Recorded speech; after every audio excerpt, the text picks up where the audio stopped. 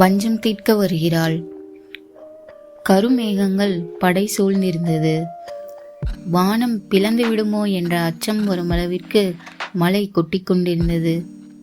என்றும் வானத்தில் சிரித்து கொண்டிருக்கும் நிலவு அன்று அங்கில்லை. நிலவின் நண்பர்களான நட்சத்திரங்களையும் நிலவு கூட்டு சென்று விட்டது. அவ்வளவு இருட்டு. கண்களை மூடினால் கூட சிறிதளவு வெளிச்சம் இருக்கும். ஆனால் அங்கு அணுவளவு கூட வெளிச்சம் இல்லை. அப்போது பளிச்சென மின்னல் வெட்டியது. ஐயா, அவளால் எங்களுக்குள் எந்த பிரச்சனையும் வராதில்லை என்று கேட்டார் அவர். 40 45 வயதிற்குள் இருக்கலாம். வராது. இதோ இந்த நகைக்குள் தான் அவளை அடைக்கப் போறேன். அவ திரும்பி வர்றது கஷ்டம் என்றார் அந்த சாமியார். அங்கே ஒரு ஹோமகுண்டம் இருந்தது. அதன் முன் ஒரு பெரிய வட்டம், அதற்கு நடுவில் ஒரு சிறிய வட்டம். அதில்தான் அவர் கையில் இருந்த நகை இருந்தது. அது மிகவும் பழைய நகை போலும். பார்த்தாலே தெரிந்தது. மிகவும் கெட்டியான தங்க நகை.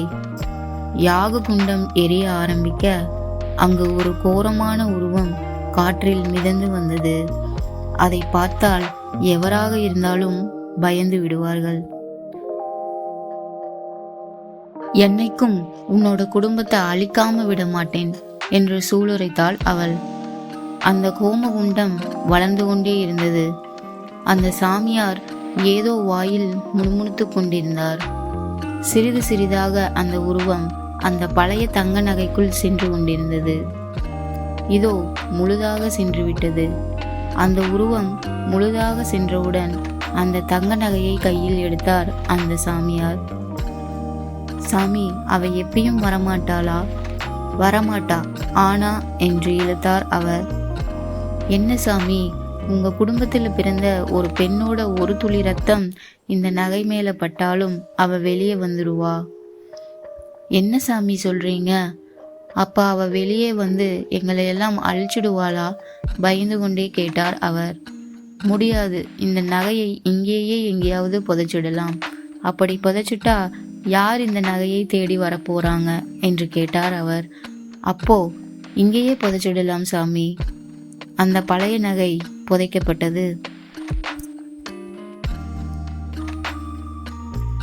காலையில் சூரியன் தனது கதிர்வீச்சுக்களை உலகெங்கும் தூவிக் கொண்டிருந்தது. எவ்வளவுதான் வெளியில் சூரியன் தனது சாம்ராஜ்யத்தை நிலைநாட்டி இருந்தாலும் இங்கு நமது நாயகி போர்வையை முகம் வரை இழுத்து போர்த்தி கொண்டு உறங்கிக் கொண்டிருந்தாள்.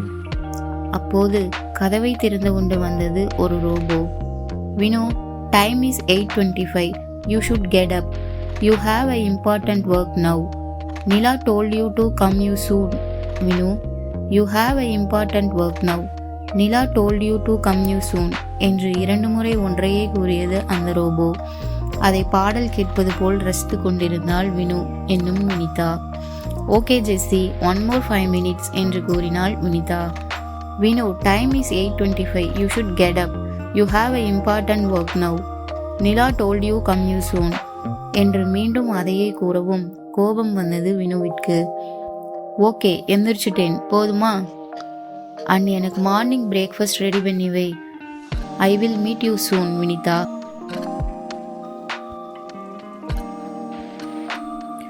Good Vinu, and Vikram told you to give it to you. Thank you என்றவாறு அதை வாங்கி டேபிளில் வைத்துவிட்டு குளிக்க சென்றாள் வினு. அவள் சென்றதும் அவள் படுத்திருந்த கட்டலின் முனையிலிருந்து ஒரு பட்டனை தட்டவும் அது சோபாவாக தன்னை உருமாற்றி கொண்டது. சிறிது நேரத்தில் டைனிங் டேபிளுக்கு வந்தாள் வினிதா. அவள் வரவும் ஜெஸ்ஸி ஒரு பர்கரை எடுத்து வினுவிடம் கொடுத்தது. அவள் சாப்பிடுவதற்குள் உலகத்தை பற்றி கொஞ்சம் தெரிந்து கொள்வோம். 2020ஆம் ஆண்டு உலகம் முற்றிலும் அழியும் தருவாயில் இருந்தது. அப்போது உலக நாடுகள் கைகோர்த்தன. உலக நாடுகள் அனைத்தும் சேர்ந்து ஒரு புதிய பூமியை உருவாக்கினார்கள். அவர்கள் நினைத்தால் எதுவும் செய்ய முடியும்.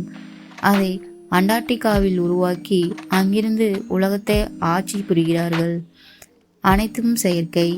இயற்கை சென்று செயற்கை வந்துவிட்டது. சூரியனிலிருந்து நிலவு வரை அனைத்தும் செயற்கையே. இயற்கையான மனிதர்களை கூட செயற்கையாக மாற்றிவிட்டனர். செயற்கையான சூரியன், செயற்கையான நிலவு, செயற்கையான சூரிய கிரகணம், செயற்கை உணவு, செயற்கை தண்ணீர், செயற்கை மழை என அனைத்தும் செயற்கையாக மாற்றிவிட்டது. கையை அறுத்தால் ரத்தம் வரும், கத்தியை எடுத்து குத்தினால் உயிர் போகும், ஆனால் உணர்வுகள் இருக்காது. தன் உடம்பிலிருந்து ஏதோ வெளிவருகிறது என்று மட்டுமே தெரியும், ஆனால் உணர்வுகள் எதுவும் இருக்காது. அதற்கு எதை சொல்கிறோமோ அதைத்தான் செய்யும். அதற்கு வயது ஏறாது, ஆனால் மனிதனைப் போலவே இருக்கும். மனித ரோபோதான் அது. செயற்கையாக காய்களில் உள்ள டிஎன்ஏவை வைத்து அதை உருவாக்குகின்றனர். நாம் இதையெல்லாம் பார்ப்பதற்குள் வினு சாப்பிட்டு முடித்து விட்டாள். பாய் ஜெஸ்ஸி என்ற ஜெஸ்ஸியிடமிருந்து விடை பெற்று வெளியே வந்தாள் வினிதா. வினிதா தனது ஆபீஸை நோக்கி சென்றாள். அங்கு அவளது ஆபீஸில் நிலாவும் ஜெனியும் ஏதோ வேலை செய்து கொண்டிருந்தனர். ஹாய் கைஸ் என்றவாறு உள்ளே நினைந்தாள் வினிதா. வாடி, ஏன் லேட்? நிலா, தூங்கிட்டேன் டே. என்ன ஒர்க் போகுது வினு? அதுடி, புதுசா ஒன்று கண்டுபிடிக்கலாம்னு யோசிக்கிறோம். நிலா, என்னடி அது? இங்கிருந்து மார்ஸுக்கு எப்படி போறதுன்னு என்று கிண்டலாக கூறினாள் ஜெனி. அதுதான் முன்னாடியே பண்ணிட்டாங்களே வினு. டைம் மிஷின் தாண்டி இப்போ இருக்கிறது. எல்லாத்தையும் விட புதுசா ஒன்று கண்டுபிடிக்கணும். நிலா, எப்படி வினு? அது இப்போ நாம கண்டுபிடிச்சிக்கிறதுக்கு எல்லாம் 100 வருஷத்துக்குள்ளதான் போக முடியும். ஆனா இப்போ நாம கண்டுபிடிக்க போறதோட லிமிட் 1000 வருஷம் என்றாள் நிலா. அமேசிங். ஆனா முடியுமா Vinu? we can do it Jenny. Okay, work எப்போ ஸ்டார்ட் பண்ண போறோம் வினு? அதுதான் கொஞ்சம் கஷ்டம். அதுக்கு பர்மிஷன் கேட்கணும். நிலா, என்ன பர்மிஷன் வினு? அதுதான் உனக்கே தெரியும்ல, டைம் டிராவல் பண்ண நிறையா கண்டிஷன் இருக்கு. நிலா, ஓ ஆமால என்றாள் வினு. சரி வாங்க போய் ஏதாவது பண்ண முடியுமான்னு யோசிக்கலாம். வினு மூவரும் அவர்களின் அறைக்கு சென்றனர். காலப்பயணம் மேற்கொள்வதற்கான விதிமுறைகள். காலப்பயணம் செய்வோர் அங்கேயே நிரந்தரமாக தங்கிவிடக்கூடாது. காலப்பயணம் செய்வோர் 2 முறை மட்டுமே அந்த கால இயந்திரத்தை பயன்படுத்த முடியும். ஒருவர் 1 வருடத்திற்கோ தேதிக்கோ 2 முறை காலப்பயணம் செய்யக்கூடாது. காலப்பயணம் செய்வோர் 2020, 2019, 2021 ஆண்டுகளுக்கு செல்லக்கூடாது. மேற்கண்ட விதிகளை எவராவது மீறினால் அவர்களுக்கு ஆயுள் தண்டனை உறுதி. ரோட்டில் டிராஃபிக் ஜாமே இல்லாமல் அனைவரும் அந்தரத்தில் பறந்து கொண்டிருந்தனர். அடே, ஒருத்தர் இடிச்சு கீழே விழுந்தா தெரியும். ஆனால் அப்படி ஒரு பயமே அல்லாமல் பறந்து கொண்டிருந்தனர். காலில் ஒரு ஷூ இருந்தது, அதற்கு கீழே ஒரு நெருப்பு. ஃபைலிங் ஷூவாம் அதன் பெயர். அதில்தான் நமது நாயகர்களான சூர்யா, விஸ்வா மற்றும் ஜான் மூவரும் பறந்து கொண்டிருந்தனர். டே மச்சி, இன்னைக்கு தான் ஃபர்ஸ்ட் டே டியூட்டியில் ஜாயின் பண்ண போகிறோம். ஐ எம் வெரி ஹாப்பிடா என்றான் விஸ்வா. ஆமாடா, நானும் தான். ஜான், கொஞ்ச நேரம் அமைதியா வாங்கடா என்று கத்தினான் சூர்யா. என்னடா இவன் இப்படி இருக்கான், இவன் எப்ப இப்படி இருப்பான்னே தெரிய மாட்டேங்குதே என்று சலித்து கொண்டான் ஜான். என்ன ஆச்சுடா உனக்கு? விஸ்வா, எனக்கு என்ன, எதுவும் இல்லை. சூர்யா எதையோ யோசித்து கொண்டே கூறினான். இருவரும் அவனை ஆராய்ச்சி பார்வை பார்க்கவும் அவன், இல்ல மச்சி, எனக்கு என்னமோ ஒரு மாதிரி இருக்கு என்றான் சூர்யா. என்ன மாதிரி இருக்குடா விஸ்வா? தெரியலடா, ஏதோ ஒரு மாதிரி இருக்கு, வானத்துல பறக்கிற மாதிரி. சூர்யா, அடை பக்கி, நீ பறந்துட்டு தான் இருக்க என்று அவன் காலை வாரினான் விஸ்வா. அது இல்லடா, அந்த ஃபீலிங் எப்படி இருக்கும்னு சொல்ல முடியல, ஆனா நல்லா இருக்கு என்றான் அவன். ஆஹா, பையனுக்கு ஏதோ ஆகிருச்சு. ஜான், போடா என்றவன் அவனின் உலகத்திற்கு சென்றுவிட மற்றவர்களும் எதுவும் கூறவில்லை. அவனின் மனதில் நேற்று நடந்ததே அவனை அச்சுறுத்தி கொண்டிருந்தது. நேற்று இரவு. அடுத்த நாள் காலை டியூட்டிக்கு செல்வதால் மகிழ்ச்சியுடன் அமர்ந்திருந்தான் சூர்யா. மிகவும் நேரம் கழித்தே உறங்கினான். இரவு யாரோ அவனது காலை சுரண்டுவது போல் இருந்தது. அவன் கண் விழித்து பார்த்தான். அங்கு ஒரு உருவம் கீழே அமர்ந்து அவனது காலை சுருண்டி கொண்டிருந்தது. அதை பார்த்தவன் மெலிதாக அதிர்ந்தான்.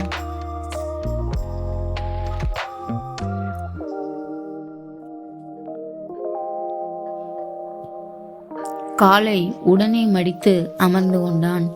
அதற்கு கோபம் வந்தது போலும் அவன் அருகில் வந்து மீண்டும் காலை சுரண்ட ஆரம்பித்து விட்டது. அந்த உருவத்தை ஆராய்ந்தான். அதற்கு மூக்கே இல்லை. கண்கள் அவ்வளவு பெரியதாக இருந்தது. இதழ்களும் தான். இதழுக்குள் இருந்த பற்கள் கூட கத்தியை விட கூர்மையாக இருந்தது. அதன் வாயிலிருந்து ரத்தம் வழிந்து கொண்டிருந்தது. அவன் அதை பார்த்து மெலிதாக பயந்துதான் போனான். யார் நீ? உனக்கு என்ன வேணும் என்று சிறிது அச்சத்துடனே கேட்டான். எனக்கு நீதாண்டா வேணும் என்ற அந்த உருவம் அவனின் கழுத்தை தனது நகம் வைத்து கீறிவிட்டு மறைந்தது. அதை பார்த்து அதிர்ந்து போனான் அவன். காலை யாரோ தன்னை எழுப்புவதை உணர்ந்தவன் கண் விழித்து பார்த்தான். அவனின் ரோபோவான வில்லியம்தான் அவனை எழுப்பிக் கொண்டிருந்தான். எழுந்து குளியலறைக்குள் நுழைந்தான். இரவு நடந்ததை பற்றியே யோசித்து கொண்டிருந்தான். நேத்து யாரோ என்னோட காலை சுரண்டின மாதிரி இருந்துச்சு. கண் முழிச்சு பார்த்தா அங்க ஒரு உருவம் உட்கார்ந்துட்டு இருந்துச்சு. அப்புறம் நான் காலை மடிச்சு உட்கார்ந்துட்டேன். அது என்னோட பக்கத்துல வந்துச்சு. நான், நீ யாரு, உனக்கு என்ன வேணும்னு கேட்டேன். அதுக்கு அது, எனக்கு நீதான் வேணும். அதோட நகத்தை வச்சு என்னோட கழுத்துல கீறிட்டு போயிருச்சு. நான் அப்படியே உட்கார்ந்துட்டு இருந்தேன். அப்புறமா என்ன நடந்துச்சு என்று விடாமல் புலம்பிக் கொண்டிருந்தான். டேய் மச்சி, என்னடா யோசிக்கிற? இந்நேரம் நீ கீழே விழுந்திருப்ப, பார்த்து வா என்று கத்தினான் ஜான். சாரிடா என்றவன் இன்னும் அவனின் உலகத்திலிருந்து வெளிவரவில்லை. டேய், உனக்கு என்னதான் ஆச்சு விஸ்வா?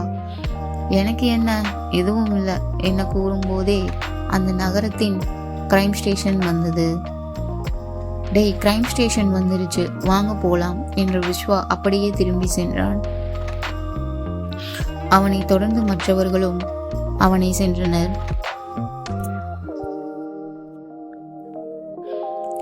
நிலா, ஒத்துக்குவாங்களாடி என்று கேட்டாள் வினிதா. பார்க்கலாம் வா நிலா. வினிதா, நிலா, அந்த டைம் மிஷின் எப்படி ரெடி பண்ணுறதுன்னு யோசிச்சுட்டே இல்லை ஜெனி? யோசிச்சிட்டேன், ப்ராப்ளம் இல்லை. ஆனால் அது ஒர்க் அவுட் ஆகுமான்னு தெரியல நிலா. அதெல்லாம் ஒர்க் அவுட் ஆகும் வினிதா. பார்க்கலாம் நிலா. அவங்க இப்போ கிரைம் ஸ்டேஷனுக்கு தான் போகிறாங்க. அங்கே அவங்க டைம் மிஷின் செய்ய போகிறாங்கல்ல, அதுக்கு பெர்மிஷன் வாங்க போகிறாங்களாம். அவங்க எங்ககிட்ட உங்களுக்கு சொல்ல வேணாம்னு சொன்னாங்க. அவங்க தான் சொல்லுவாங்களாம். சொல்லாமல் விட்டா நான் அஸ்வினியே இல்லையே. சொல்லாதீங்க, பி சீக்ரெட், இல்லைன்னா சண்டை போடுவாங்க.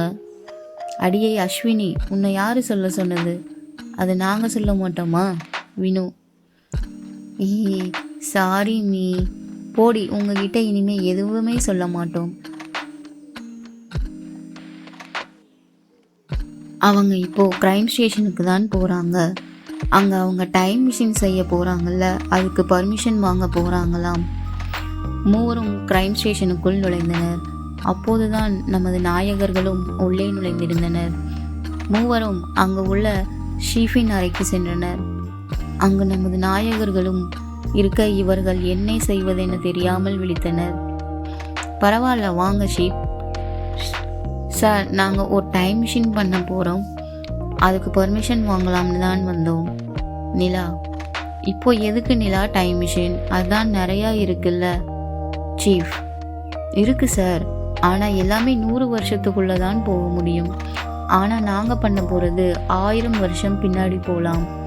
நிலா, சரி நிலா, ரூல்ஸ்லாம் உனக்கே தெரியும்ல, யாரும் 2019, 20, 21க்கு போகக்கூடாது. ஷீப், சரி நாங்கள் போக மாட்டோம். நிலா, சப்போஸ் நீங்கள் போய்கிட்டீங்கன்னா நாங்கள் என்ன பண்ணணும்னு சொல்லுங்கள். ஜெனி, நாங்கள் அனுப்புகிற ஆளை உங்கள் கூடவே வச்சுக்கணும். அப்புறம் நாங்கள் சொல்கிற இடத்துல தான் நீங்கள் டைம் மிஷின் ரெடி பண்ணணும். அப்படியே ரெடி பண்ணாலும் அது யூஸ் பண்ண டீட்டெயில்ஸ் எனக்கு வரணும். இதுக்கெல்லாம் உங்களுக்கு ஓகேவா? Chief: okay sir. வினு: ஓகே. சூர்யா, விஸ்வா, ஜான் 3 பேரும் இவங்க கூட போங்க. சீஃப்: நாயகர்கள் மூவரும் அதிர்ந்து நின்றனர். நாயகிகள் அனைவரும் பரவாயில்ல என்பது போல் பார்த்தனர். தொடரும்.